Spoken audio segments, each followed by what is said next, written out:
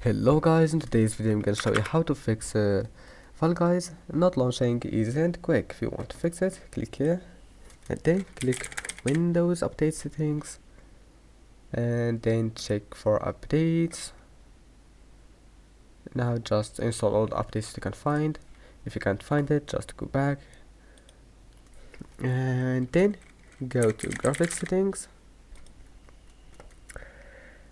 After that, turn on this option. You will need to restart your PC after this one to apply the changes. So just restart it and go to GeForce Experience. You can always download it from your browser if you don't have it, and then check for updates. That's it, your problem must be fixed, and see you in the next video.